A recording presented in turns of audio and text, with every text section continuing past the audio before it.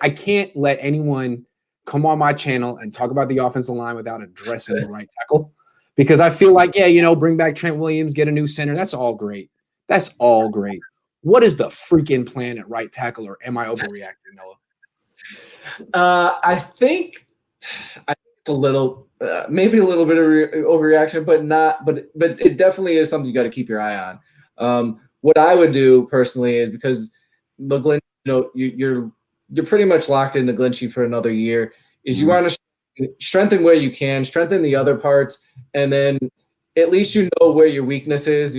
If Stafford knows, hey, I got a problem on the right side, but the left side is good, and I can and I'm not going to get pressure up the middle. At least he knows where that is.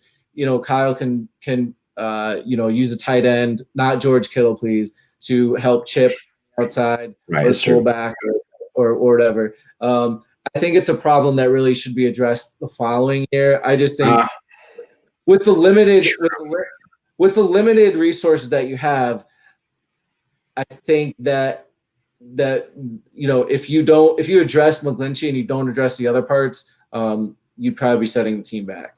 Well, let me ask you this way. Since, as we just mentioned, there's going to be this crop of free agents, these cap casualties, these vets who are pretty good, who might take 1 year, like the Tom Compton of right tackles. Could they? I mean, is there? I know you don't know the names off the top of your head, but isn't it possible they could get a guy on a 1 year deal who has starting experience, so they could play at right guard and would have the capability to slide over and take over for Mike McGlinchey if he continues to diet his way out of the league, as I'm putting it? Yeah. You could do that. Yeah, you need a swing tackle anyways. So yeah, so swing tackle, but then that would be an issue in camp, is where if he's playing better than McGlinchey, is Kyle and are they just going to be like, oh well, he's our starter because he's our first round pick, or how many quarterbacks is McGlinchey going to get injured before we make the switch? I don't know. It's a tough one. Right. But the only thing I would say is they didn't make it to a Super Bowl with McGlinchey there. And in the Super Bowl, he wasn't the problem. Where the problem was up the middle, and they couldn't do anything with Chris Jones. That's why I say they need to address interior O-line, and then, next year they can figure it out with McGlinchey. The thing that concerns me about McGlinchey is that, to me, it's not a McGlinchey problem. It's an offensive tackle not named Trent Williams problem, because Justin School's light too.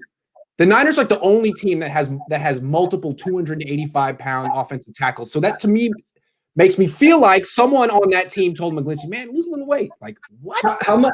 Yeah, and how much does Brunskill weigh? Isn't he listed at like 295, or I don't know what he's listed at, but he doesn't look that big.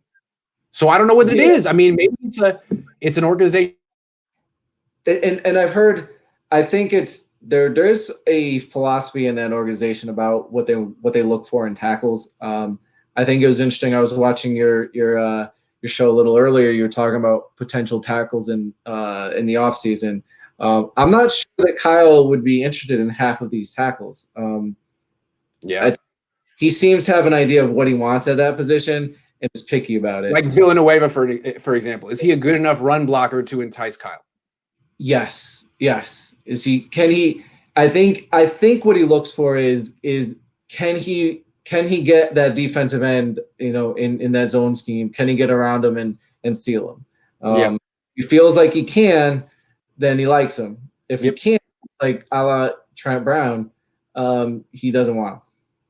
True. Agree. And that's why you end up getting these run blocking specialists at offensive tackle. Not that that's what Trent Williams is, but that's what Mike McGlinchey is.